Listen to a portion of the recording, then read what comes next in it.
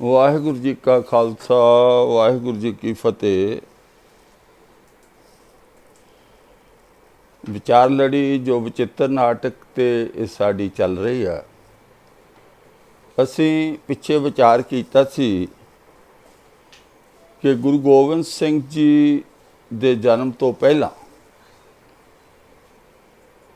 कि ये शब्द गुरु गोबिंद सिंह जी ने बोले कि मेरे पिता जी ने तीर्थां की यात्रा की, तीर्थां ते इशनान किया ते उत्थे जाके बहुत सारा पुण्यदान किया तां फिर मेरा जन्म होया। ये शब्द तकरीबन हर साल जदों गुरु गोबिंद सिंह पातशाह जी का प्रकाश दिहाड़ा मनाया जाता है, पढ़िया जाता है। मोर पित पूर्व कियस प्याना भांत भांत के तीर्थ नहाना। फिर मेरे पिता जी ने पूर्व देश वाल नूं जाना किया ते उन्होंने भांत भांत दे तीर्थां ते इशनान किया। जब ही जात त्रिवेणी भय पुण्य दान दिन करत बतै। जदों त्रिवेणी इलाहाबाद पहुँचे तो उन्होंने पुण्य दान करदियां होया दिन बतीत कीते। तही प्रकाश हमारा भयो पटना शहर विखे पव लियो। उत्थे ही मैं माता दे गर्भ विच स्थित होया ते पटना शहर विच मेरा जन्म होया।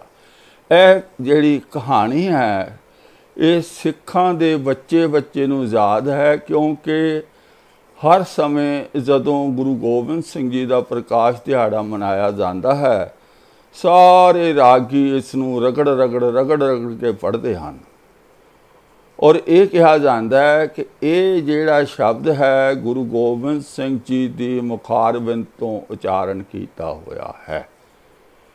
हुण असीं विचार करनी है कि जेकर ये शब्द गुरु गोबिंद सिंह जी का उचारण किया होया है तो फिर असी अगे एक शब्द पढ़ते हैं जिहड़ा जिस बारे भी यह कहा जाता है कि ये गुरु गोबिंद सिंह जी ने उचारण किया होया है। ये शब्द भी इसी विचित्र नाटक दसम ग्रंथ विच अंकित है। आओ उस शब्द की आपां विचार करते हैं। जागत जोत जपै निस्वासर एक बिना मन नैक न आनै पूरन प्रेम प्रतीत सजै वर्त गोड़ मड़ी मट भूल न मानै तीर्थ दान दया तप संजम एक बिना न एक पछानै पूर्ण जोत जगै घट मैं तब खालस ताहें ना खालस जानै। ये शब्द भी पढ़िया जाता है गुरमत दीआं स्टेजां तो ते ये भी कहा जाता है कि ये भी बाणी है, मुख वाक बाणी है गुरु गोबिंद सिंह पातशाह दी। हुण जिहड़ी गल दी असीं विचार करनी है कि पहला शब्द जिहड़ा आपां पढ़िया कि गुरु गोबिंद सिंह जी कह रहे ने, अगर ये गुरु गोबिंद सिंह जी की बाणी है तो वो ये कह रहे ने कि मेरे पिता जी ने बहुत सारे तीर्थां ते इशनान किया, उत्थे जाके बहुत सारा पुण्य दान किया तां मेरा जन्म होया। भाव वो वाहिद हस्ती वो अकाल पुरख खुश होए।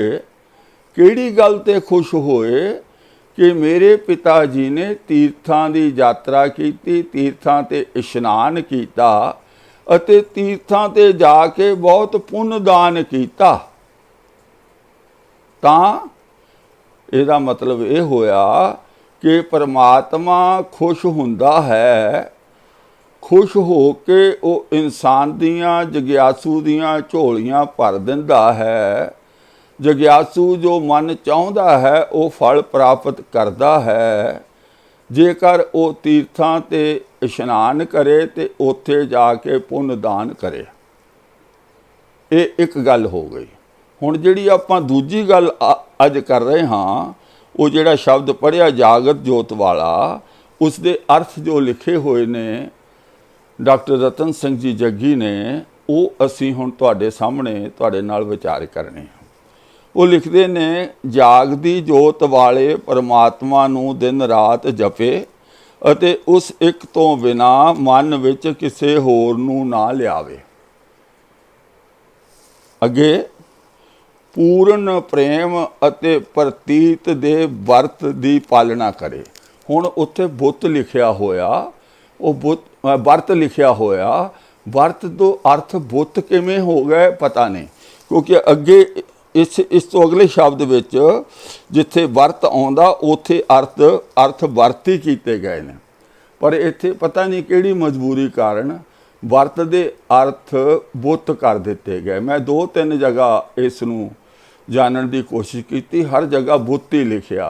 खैर कोई गल नहीं, असी इस वेले बुत या वर्त की उत्ते विचार नहीं कर रहे। असी विचार कर रहे हाँ तीर्थ इशनान करन उत्ते। तां अगे लिखिया होया है कि पूर्ण प्रेम अते प्रतीत दे वर्त की पालना करे अते गोड़ां मड़ियां ते मट्ठां नूं भुल के भी ना मन्ने।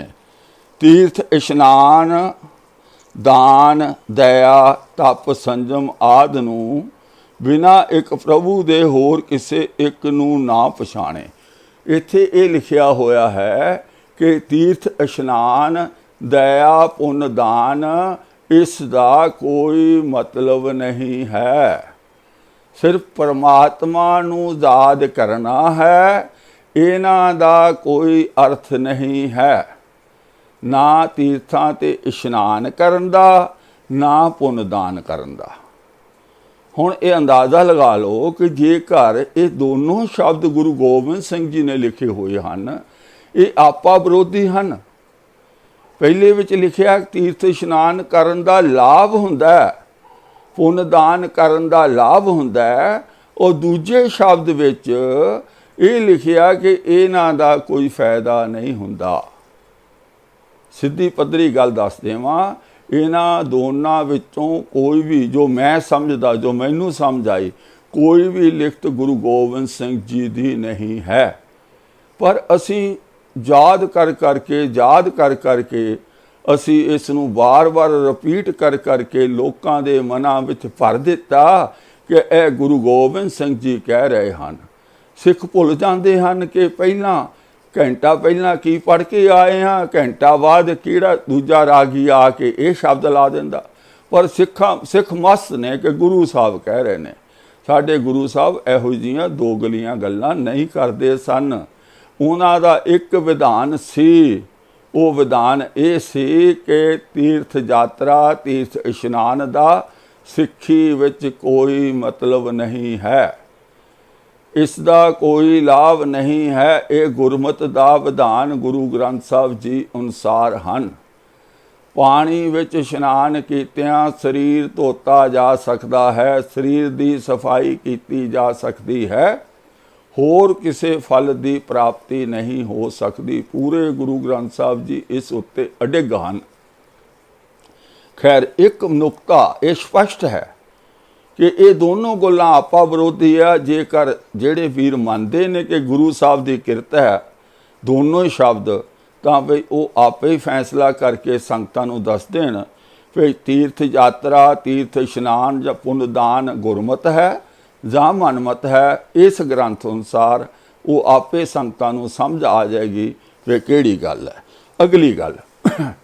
अगली गल जिहड़ी बहुत खास है, इस विच लिखिया होया है गोड़ मड़ी मट। गोड़ मड़ी मट ये सारे जिहड़े ने इक्को चीज़ नूं संबोधन हैं।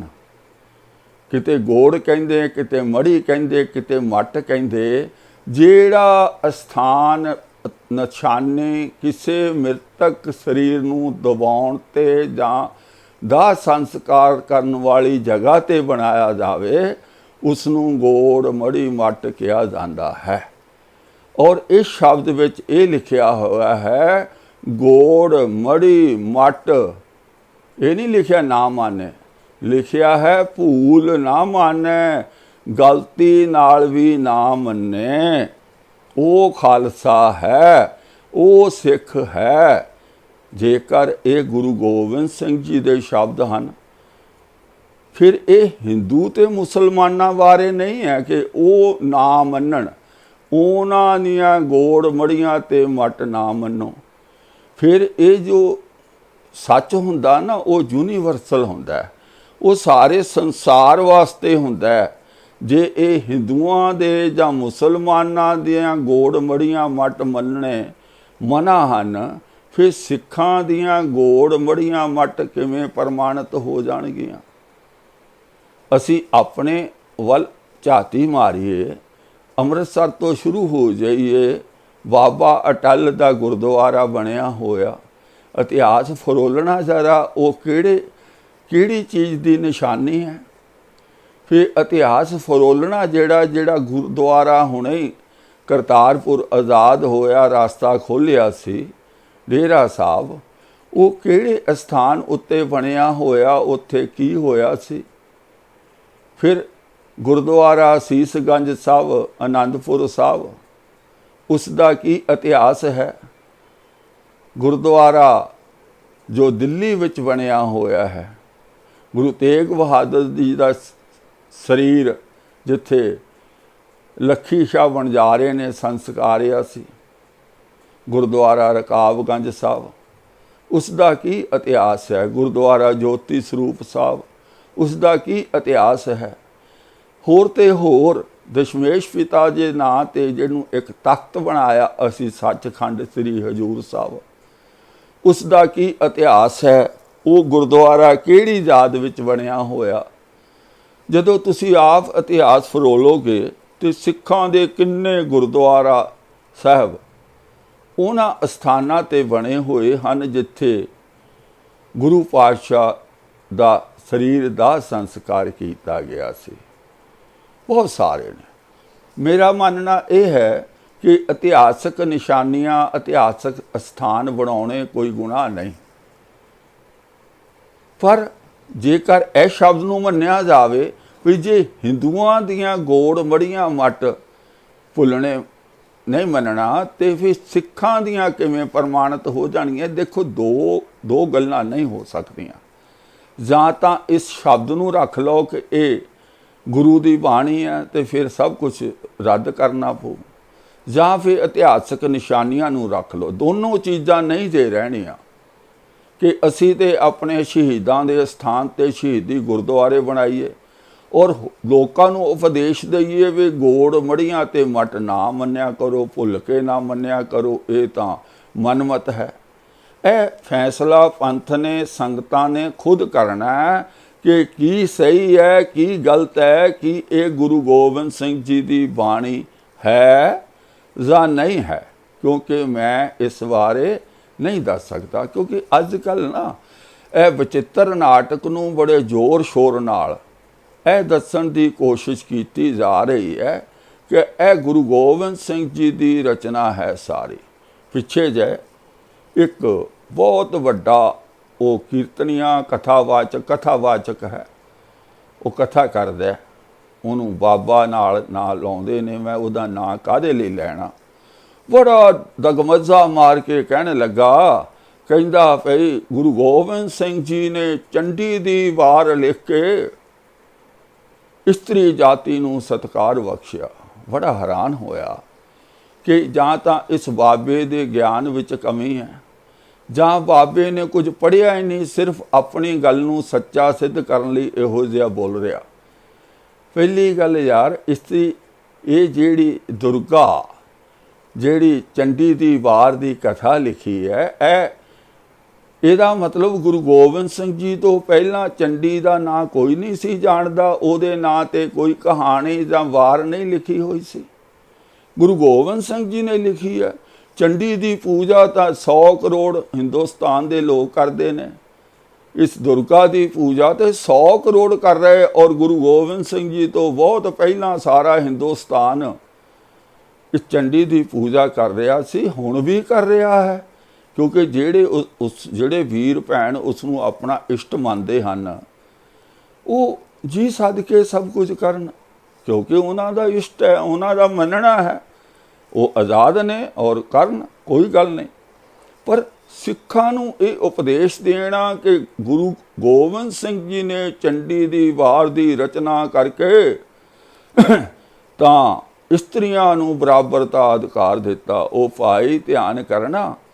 जे इस नूं गुरु गोबिंद सिंह जी रचना मनना पएगा तो वे झंडी जिहड़ी आ ना रज के शराब पी के मैदान विच जांदी है, लड़ाई करदी है। किते घर जावो तो घर वाली भी बोतल शराब दी पी के तां किरपान हत्थ 'च फड़ के तुहाडे दुआले हो जाए, कहे भी मेरे विच चंडी आई है। मैं तो गुरु गोबिंद सिंह जी की चंडी की वार पढ़ी देखिया, वो चंडी तां शराब पी के बकरे बुलाउंदी मैदान विच जांदी है, लड़ाई करदी है, तो मेरे विच चंडी प्रगट हो गई। हुण तुहाडी खैर नहीं, तुसीं किधर गए सी कि इन्ना टाइम कित्थे ला के आए, दसो। साडियां बीबियां जे चंडियां बन गईयां, इहो जिहियां बोतल पी के बकरे बुलाउण लग गईयां, फिर की बनू? क्योंकि ये पैकेज पूरा आउणा, एक लाइन बोल के नहीं जे चलना। चंडी ने दी वार लिख के ते इस्त्रियां नूं सत्कार दे दिता, इदां गल नहीं। एक होर गल कीती जांदी है जी, चंडी दी वार जोश भरन लई लिखी गई, चंडी दा इतिहास जोश भरन लई। वो भलिओ हिंदुस्तान के लोगों को तो चंडी का इतिहास बहुत पुराना, वो तो पूजा भी करते, मनते भी नहीं, इतिहास नूं पढ़ते भी तो समझते भी नहीं। पता जे ये साडा देश पहला पठाणा का गुलाम रहा कई सदियां, फिर मुगलों का गुलाम होया कई सदियां, फिर अंग्रेज़ों का गुलाम रहा। चंडी की वार, चंडी की कहानी, चंडी का इतिहास कल्ले कल्ले बच्चे नूं पता सी, कोई जोश नहीं आया। क्यों जबरदस्ती सिक्खी उत्ते इस मिथिहास नूं थोपना चाहुंदे हो गुरु गोबिंद सिंह जी के नाम ते? मैं अगे कई वीडियो बना चुका जिहदे विच सारा चंडी दा ते महाकाल दा जिक्र किया, बार बार उही गल्लां करनियां पैंदियां, पर ये टलदे नहीं हन। यही मर्यादा नूं गुरु गोबिंद सिंह जी के नाम ते गुरु ग्रंथ साहब की जो ज्ञान की जो सारा मार्ग है उसनूं खत्म करने लई ये कोशिशां कर रहे हैं। किन्ना चंगा होवे जिन्ना जल्दी खालसा पंथ जाग जावे। हाँ, साडा किसी नाल वैर विरोध नहीं, साडा किसी दे नाल कोई असी अपशब्द नहीं बोलते। जिसका सत्कार जिसके मन विच बनिया होया वो जी सद के करे। पर सिख वास्ते जो हुक्म है, एक वो तो बिना होर किसी नूं नहीं मनना। ए विच होर सिक्खी रूप विच वहरूपी आके इहो जिहा प्रचार करते, मन बड़ा दुखदा है। और सिख संगतां जकारे छड्डी जांदियां अज्ञानता विच ही, मन बड़ा दुखदा है। आओ असी मुड़ीए, क्योंकि मैं तो दोनों शब्द तुहाडे सामने रख दिते ने, दोनों विचित्र नाटक विचों हन। जे किसी ने इन्हां दा पन्ना नंबर लैना होवे, वो मेरे कमेंट बॉक्स में जाके कमेंट करके पुछ सकता है। इसका स्क्रीनशॉट भी भेज देंगा। जे किसी को शक होवे कि मैं ये गल्लां कोलों बोल रहा, मैं सारा कुछ दे देवांगा। सो मैं सच प्रगट करना सी। अगे भी संगतां दी मर्जी है, वो की करना चाहुंदियां, की मनना चाहुंदियां। मैं सिर्फ दस सकदा, किसी नूं अपनी गल मनाउणी दा मेरे को कोई हक नहीं, ना कोई शक्ति है। तो ये संगतां ने देखना कि उन्हां नूं की चंगा लगदा है, की माड़ा लगदा है, की सच लगदा, की झूठ लगदा। पर कसवट्टी गुरु ग्रंथ साहब जी की लाउणी आ, होर किसी बाबे तो किसी वड्डे कथावाचक तो नहीं पूछना भी ये जी गुरबाणी है या नहीं है। उन्हां दी रोजी रोटी का साधन है।